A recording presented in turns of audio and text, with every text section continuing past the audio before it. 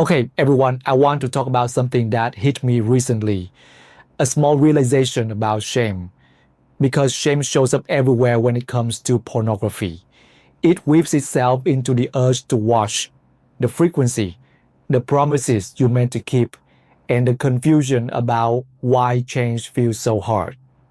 I'll be honest, I carried a heavy load of shame about my own porn use for a long time. And after working with so many people, I've noticed the same pattern again and again. The shame usually starts with those quiet questions we ask ourselves in the background.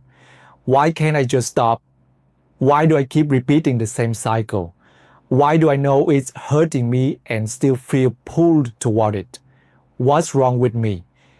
And here's the thing, those questions aren't actually the problem. They're just the doorway. The shame comes from the explanations our brain fills in afterward. Something's off with me. Other people don't struggle like this. My mind doesn't work right. I'm somehow defective. Listen, I've spent a lot of time explaining why those conclusions about being broken simply aren't true. That's not what's happening. There isn't anything wrong with your brain. Honestly, your brain is doing exactly what a healthy brain does. It learns quickly, it seeks relief. It remembers what feels good, and it tries to repeat behaviors that once helped you cope. And when you understand how to work with it instead of fighting it, you realize that your own mind is what will help you reshape your relationship with porn. It's the tool that will help you interrupt urges, build new patterns, and actually understand what keeps pulling you back. The real issue is that nobody ever showed you how your brain handles desire, stress, and habit formation. But I'm not diving into all of that today. What I really want to talk about is the insight I had around shame, because it hinges on a very common thinking mistake. I had this mistake running in the background for years. And the tricky thing about these kinds of thoughts is that they feel so reasonable, so obvious that you don't even realize they are thoughts. They just seem like the truth. You take that thought as if it's simply reality. It feels like a fact. But once you actually look at the logic behind it, you'll notice a major crack. And that tiny crack can release so much of the shame you're carrying. The problem is, most of us never pause long enough to examine it, because on the surface, the thought seems perfectly reasonable. Here's the specific thinking trap I'm talking about. It sounds like, if I could rewind my life and make different choices, I wouldn't feel this shame today. If I could go back and stop myself from binging porn that night, I wouldn't be cringing about it right now. If I could undo staying up until 3 a.m. or losing months of my life to the same cycle, I wouldn't be stuck in this shame spiral. If only I could erase those years, I wouldn't be dealing with the regret I feel today. Your brain can fill in its own version of that sentence, but the structure is the same. The belief that changing the past would wipe away the shame you feel in the present. It really does sound reasonable, right? If I hadn't done the thing I'm ashamed of, I wouldn't be feeling this way. On the surface, that logic feels airtight. I believed it for years. But here's what finally clicked for me. Shame doesn't actually operate like that. Shame is part of being human. We feel joy, sadness, fear, frustration, desire, and yes, we feel shame too. And just like we can't magically remove fear or sadness from our emotional lineup here, we can't remove shame either. It comes with the territory of having a human brain and a human life. If we accept that shame is something everyone encounters, then even if I handed you a time machine, even if you could go back and undo every late night porn binge, every moment you regret, every choice you wish you'd handle differently, shame wouldn't disappear. It would just shift to another area. It might land on your finances, your family, your body image, your sexuality, your achievements, or the places you think you've fallen short. Fixing the past wouldn't make you immune to shame. It would simply trade one version of shame for another. You still bump into shame somewhere else in your life.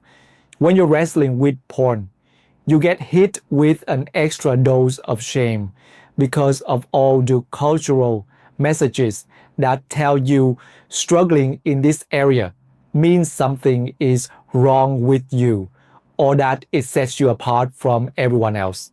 So, yes, when porn feels out of control, the shame tends to pull around this part of your life more than others. But other people carry the bulk of their shame in completely different places: their body, their sexuality, their relationships, their finances, their career, their identity. Everyone has their version of it. So the belief that if I could undo those choices, I wouldn't feel this shame right now is a trap. You can't delete shame from the human experience. It's going to show up one way or another. And I know some of you might already be arguing with me in your head. Okay, sure, shame happens to everyone. But the shame I have about my porn use, about the things I did or the time I lost, that's way worse than someone being embarrassed about their career or their bank account. We really want to believe there's some sort of shame scale, don't we? Like other people are sitting at a level 2, but we're stuck at a 10. But that's not how shame works. Your brain isn't running a neat little calculation in the background, assigning a number to what you did and then dosing you with a matching level of emotion. When shame hits, you're just in it completely. It floods your attention, your body, your thoughts, and that's part of why shame can feel so overwhelming. Once you're caught in that spiral, it's nearly impossible to keep perspective. Someone on the outside might look at the situation and say, "This isn't as catastrophic as you think." But inside your own head, it feels massive. It feels final. It feels like everything is falling apart, even when the actual event was small or fixable. We're all going to encounter shame at different points in our lives. And when you're caught in a shame spiral, it's going to feel awful no matter what triggered it. That belief, if I could erase the past, I wouldn't have to feel this way, sounds comforting, but it's actually a trap. I know some of you might be thinking, fantastic, so shame is unavoidable. This is really encouraging. But strangely, when this clicked for me, it felt like such a relief. For years, I carried around this heavy, sticky shame about my past choices. I was convinced that if I could redo everything, I wouldn't feel this pain anymore. And I see this all the time when people decide to change their relationship with porn. There's this hope. If I just stop, if I just stay perfect, I'll never feel shame again. But here's what I've observed again and again. Even when someone is doing everything right, even when they haven't slept in months, the shame can still linger. Not because they're failing, but because they're still holding on to the same faulty belief about what causes shame in the first place. And what's worse, they end up living in this constant state of worry, waiting for something to go wrong so they can feel ashamed all over again. It's an exhausting way to exist. That's why this particular thought error is so damaging, because it traps you. If the only path to relief is rewriting the past, and the past is unchangeable, then you're locked in place. You can be flawless today and flawless tomorrow and still never feel better, because you're measuring yourself against something impossible. But when you start looking at shame through this different lens, the one I'm offering you today, it can be surprisingly liberating. It lets you say, okay, maybe I've carried a lot of shame around my porn use. Maybe it feels heavier for me than it does for other people in other areas. But plenty of people carry their biggest shame somewhere else, in their body image, their finances, their sexuality, their relationships, their education, their work. And even if part of you thinks, yeah, but what I did is worse, that's not how the mind works. There isn't a ranking system. Your brain doesn't have a dashboard where it decides, all right, this is only a level 3 shame event, but that one is an 8. When shame shows up, it shows up full force. It hurts. It overwhelms. It feels terrible no matter what the topic is. The idea that someone else's shame is easier to bear than yours is simply not true. Shame is shame. And if that's true, which I really believe it is, then the question isn't, how do I erase my past? Or how do I make sure I never mess up again? That's not where the freedom is. The real question becomes, how do I learn to navigate this very human emotion that every one of us, in one way or another, has to deal with? If shame is going to show up no matter what, whether you slip up and watch porn or whether you've been completely abstinent for months, then the real question becomes, how do I guide myself through it? How do I build resilience so I don't collapse every time it appears? And I'll share this. I had a shame spiral recently about something totally unrelated to porn, but I was in it, full on. Nothing to do with habits or urges, just a moment where shame took over. And what helped me cope was realizing that I needed to call it what it was.